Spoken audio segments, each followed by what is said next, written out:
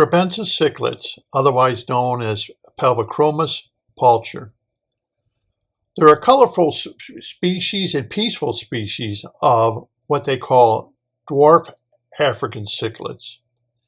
And these are a fish that you saw a long time ago, but they seem to have faded out and you really don't see them too much anymore.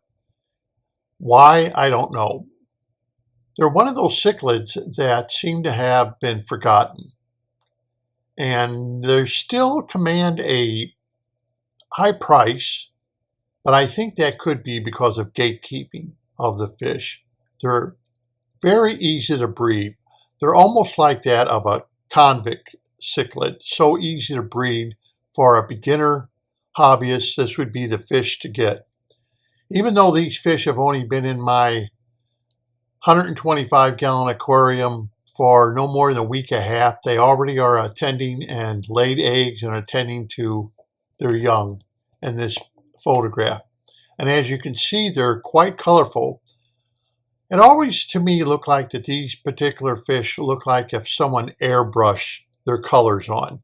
They're not super intense, but they almost look like they're not real. And there's only a few fish that I've ever seen that remind me of what I would consider to be saltwater fish. Almost like if you looked at a powder blue tang. They're not super colorful, almost like they were airbrushed. Well, that's Kribensis.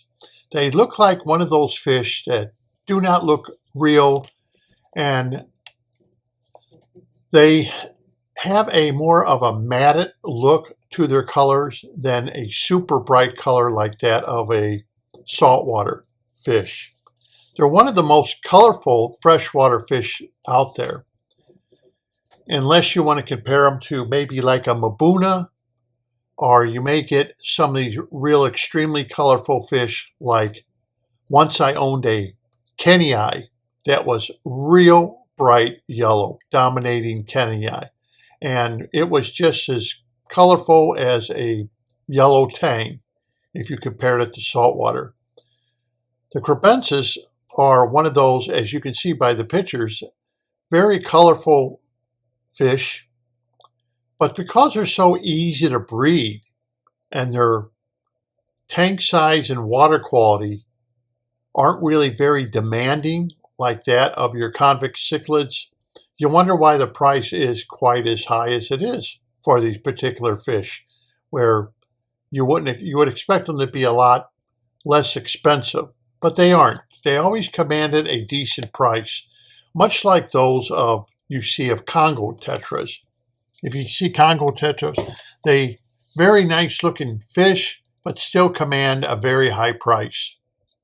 So do these fish. But one thing about these fish is they're already spawned in my aquarium, is that they're not very demanding. And once they're done taking care of their eggs and spawning, they usually like a spot, like a flower pot will be just fine for them. Or as you see that tube they were using, which is more for the cosmos to spawn in, then they will move their spawning and their babies out into another spot of the aquarium. And that's what you see right here. You see the female looking out as she has moved her babies. You can even see some of the babies swimming around, and she'll go around picking up the babies and putting them in. They only get about 3 inches, but their water parameters, temperature between 75 to 80 degrees. Right now, these are in about 82 to 83 degrees.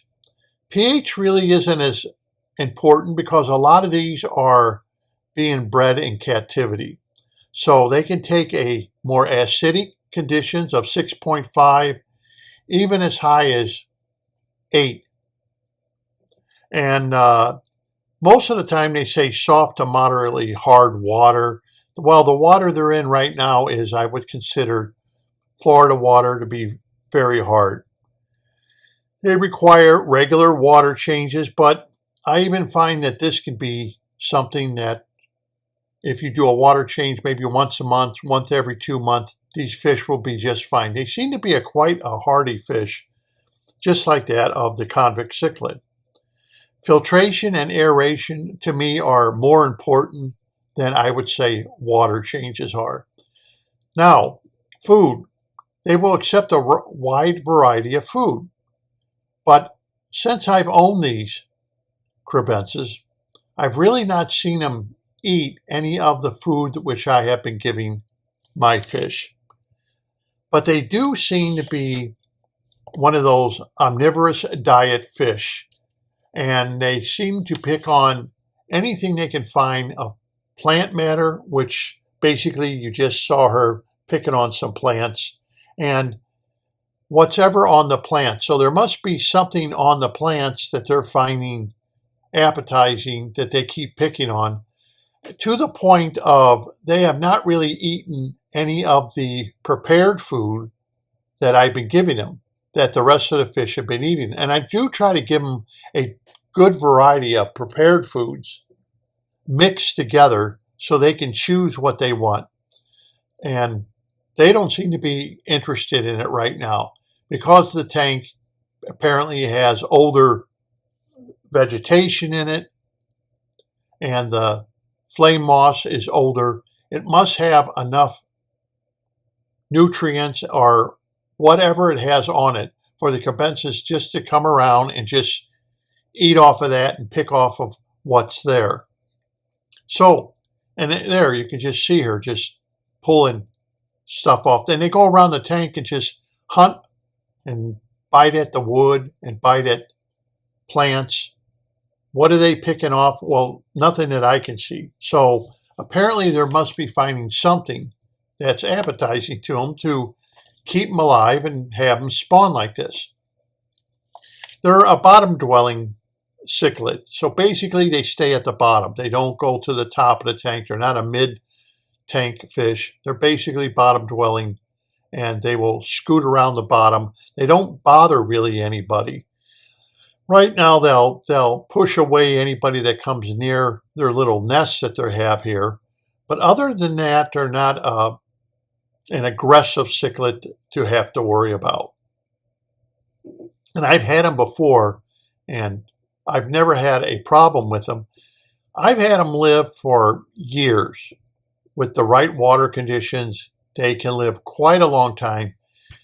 It's not unusual if you can have them live even 3 to 5 years if they have the right water conditions, the Kribensis. But because they seem to breed so prolifically, you never seem to run out of these fish. And they will, in bigger tanks, you will see different groups of them. They will build their little nests, have their babies, and make their little groups without really, I've never noticed them tear up a tank. Now, a lot of times they'll say they need a sand bottom. I find that no, they don't really need a sand bottom. A small gravel substrate will be enough for them, or some of the substrates that they sell today that are smaller will be just fine. Sand bottoms are not necessarily needed for Kribensis. And I noticed that the water parameters aren't that badly needed.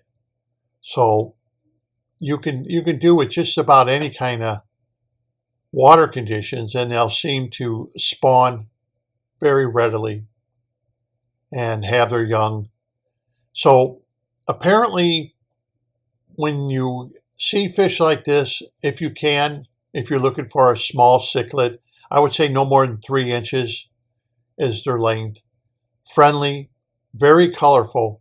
But as far as I've seen, not a lot of people find them appealing for some reason. And that is kind of strange because you don't see many people with Kribensis actually. That a long time ago, you did see people with them, but now they seem to have faded out in the hobby, which happens to fish. Another fish is like the Congo tetra. You may see them, you don't see them a lot, but you don't see people with a lot of them in their aquarium. Another thing that Kribensis, they say, well, you shouldn't have fast-moving water. Well, you can see right here by the video that this water is moving fast. And they don't seem to mind it one bit that the water is moving fast, because I have to keep the water moving a little fast because my rummy nose and Denison barbs seem to like the fast-moving water that I have in the 125-gallon aquarium. The male is in the front, the female is in the back, still watching the babies. And they will switch off. The male may go in there, he'll start watching them, and she'll come out and she'll pick around on algae or anything else she can find, and then she hurries up and runs back and then attends to the fry. And then he goes out and he swims around basically on the bottom of the aquarium, and that's how they switch off. Sometimes you'll see them together, but as you can see, she's there with the nice little pink belly, a darker pink, but like I said, doesn't it look like they're airbrushed? And why aren't they a lot more popular? Maybe because of their size, but they are an African cichlid. But you never hear people refer to Kribensis as African cichlids, but they are. They're from Africa, West Africa, and they are one of those African cichlids that are extremely colorful, but don't require big aquariums like your Mabunas or your Tanganyika cichlids do. They can go in a smaller aquarium. In fact, I would even say that these fish are so easy to care for that they're even good for a tank, for a child. They're a fish that doesn't require any special needs from what I've had them. And when I saw these, I bought them right away because I haven't seen any in quite a while, Kribensis, for sale in shops. But I bought these at a mom and pop shop here in Florida, where if you go to your Petco or PetSmart, I don't really see many of these fish for sale, or I haven't seen any around us for sale. So this is something I thought I would do a video about because it's a fish I think that's went out of favor. Myself, I think it's kind of gone out of favor, and it shouldn't. Look how colorful they are. They're very colorful, and they're very timid. They're not a mean cichlid, which is great for just about everybody out there. If you're looking for a very nice cichlid that's not going to tear up everything, and they don't tear up your tank, and they're very easy to feed. I noticed though when I had them in the past, they seem to do better in older aquariums than brand new aquariums. Even though this aquarium is brand new and it's only a little over 2.5 weeks old, it's because of the older plants and everything that I put in there that all been seasoned that I think they're doing so well. A sterile tank, to me, they can't go around like you see the female picking on stuff constantly. They can't go around and pick on things for food and keep themselves well fed, which means they will breed quite a lot. So I hope you like my little video here about the Kribensis. And till next time, this is Dr. Novak. Subscribe, and thank you for watching.